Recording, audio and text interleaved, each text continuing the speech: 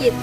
Penyakit kutu ikan atau yang sering disebut dengan arbulosis sering dijumpai pada ikan-ikan budidaya dan disebabkan oleh subarbulosis sp. Parasit ini termasuk kelas Crustacea, subkelas Banthium, dan famili Arbulidae. Penyebab penyakit ini karena faktor lingkungan seperti kualitas air, faktor cuaca, dan pakan yang berlebihan yang dapat memicu pertumbuhan parasit. Arbulus sp atau kutu ikan merupakan ekstroparasit yang menempel pada bagian tubuh ikan, melekatkan telurnya pada substrat seperti batu atau kayu. Jumlah telur yang terpisah 20-300 butir, panjang telur kurang dari 0,8 sampai 0,30 mm dan lebarnya 0,22 sampai 0,24 mm. Telur akan menetas sebelum berumur 12 hari pada suhu 15,2 derajat Celcius sampai 26 derajat Celcius. Sebaran geografis dan inang target. Parasit merupakan organisme yang di permukaan maupun di dalam tubuh hewan yang hidup untuk mendapatkan perlindungan dan memperoleh makanan dari tubuh ikan.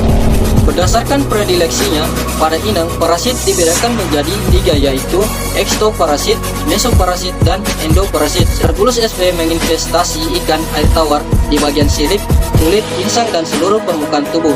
Parasit ini menginvestasi inang dengan menusuk tubuh inang dengan menggunakan stylet dan darah inang menggunakan belalai. Investasi Arbulus sp menyebabkan inang terluka sehingga dapat mengalami pendarahan, anemia, dan produksi lendir. Fisiologi infeksi Arbulus bersifat kosmopolitan. Sumber asal penyebaran parasit ini di seluruh dunia tidaklah jelas. Ada kemungkinan parasit berasal dari Asia pada ikan maskorgi, namun hal ini tak pernah jelas. Infeksi Arbulus jarang menunjukkan dampak yang serius. Dampak yang parah dapat terjadi akibat infeksi sekunder. Faktor-faktor yang memudahkan munculnya parasit. Ada beberapa faktor yang memudahkan munculnya parasit.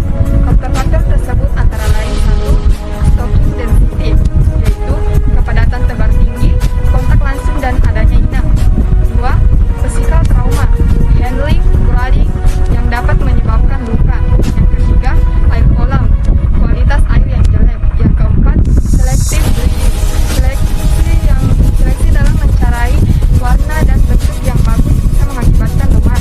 Yang kelima, lingkungan, perubahan temperatur. Yang keenam, predator, bisa sebagai inang penular. Ketujuh, sistem budidaya, kolam tanah merupakan media bagi sebagian siklus hidup parasit. Yang kedelapan, spesies baru, maksudnya spesies ikan yang baru bisa mengakibatkan masuknya parasit.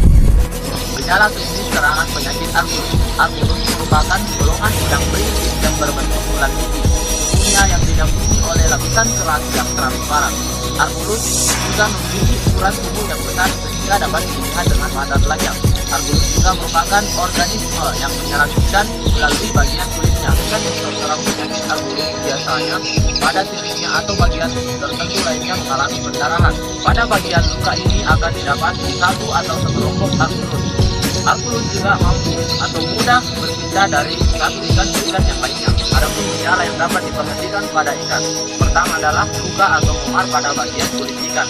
Yang kedua adalah terdapat sekelompok Arbulus pada tubuh ikan. Yang ketiga adalah ikan yang terjangkit akan menjadi gelisah atau muncul ke sana kemari, bahkan akan melompat ke permukaan air. Yang keempat adalah gatal atau rasa yang tidak nyaman dapat ditandai dengan ikan akan gosokkan tubuhnya di wadah atau di mana tempat dia hidup. Kelima adalah serangan yang intensif dapat menyebabkan angsa ikan menjadi menurun. Yang terakhir adalah warna berubah menjadi opak sebagai akibat konsumsi lendir yang berlebihan. Organ target. Arbulus merupakan parasit obligat yang berenang bebas mencari inang untuk menyempurnakan daur hidupnya. Arbulus menempel pada sirip, ekor, dan permukaan tubuh ikan atau inang. Arbulus menempel pada inang dengan menggunakan maksila yang dapat menyebabkan kerusakan tegumen atau kulit pada ikan. Rusaknya infeksi disebabkan karena maksila merupakan komunikasi antara kain dan kulit. Arbulus menusuk tubuh inangnya dengan menggunakan stylet dan melepaskan zat antikoagulan yang berfungsi untuk mencegah pembekuan darah sehingga terjadi pendarahan. Setelah itu, Arbulus menghisap darah inang menggunakan proboscis. ikan akan berenang tidak teratur dan bertingkah tidak normal karena adanya luka yang diakibatkan oleh stylet. Luka tersebut dapat merupakan titik awal masuknya infeksi sekunder yang disebabkan oleh bakteri atau jamur. Diagnosis presumptif dilakukan dengan mengidentifikasi parasit dan pengamatan gejala klinis. Parasit ini berukuran cukup besar sehingga mudah diamati. Morfologinya sangat spesifik dan berbeda dibandingkan parasit krustasial lainnya. Dibutuhkan prosedur diagnosis sebagai berikut. Yang pertama, penanganan ikan sakit. Ikan hidup digunakan untuk diagnosis parasit karena parasit khususnya eksternal akan meninggalkan inangnya bila inangnya mati.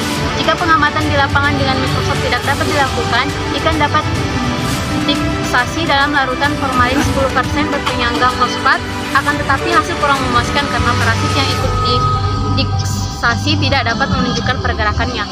Yang kedua, teknik diagnosa parasit. Langkah-langkah dalam mendeteksi parasit menggunakan mikroskop. Yang pertama, ambil lendir tubuh dengan cover glass. Kedua, potong bagian kecil insang dengan gunting. Ketiga, letakkan lendir atau insang dengan 1 tetes aqueous pada slide glass, kemudian tutup dengan kaca penutup atau cover glass. Yang keempat, jangan ada gelembung pada slide glass. Yang terakhir, amati di bawah mikroskop besaran 4-400. Saya akan menjelaskan materi 2.8, yaitu penyakit ikan biasanya timbul berkaitan dengan lemahnya kondisi ikan yang diakibatkan oleh beberapa faktor, yaitu antara lain penanganan ikan, faktor pakan yang diberikan, dan keadaan lingkungan yang kurang mendukung. Cara pencegahan yaitu dengan metode yang paling efektif untuk mencegah serangan parasit ini adalah dengan melakukan pengeringan dan pengapuran kolam serta penyaringan air. Sedangkan pengendalian dapat dilakukan dengan menggunakan larutan garam, tonasi, larutan garam amonia NH4TI, garam berfungsi untuk menghambat perkembangan parasit. Demikian pula dengan perendaman ikan dalam larutan promil 0,1 sampai 0,2 ppm. Perendaman dalam larutan IDEN 0,1 dan 0,02 ppm sudah dapat membunuh Argulus sp yang berenang bebas dalam waktu 5 jam. Sedangkan dosis 0,013 ppm terbukti dapat membunuh secara total setelah 48 jam perendaman dalam larutan Negupon 1 gram per liter air selama 10-30 menit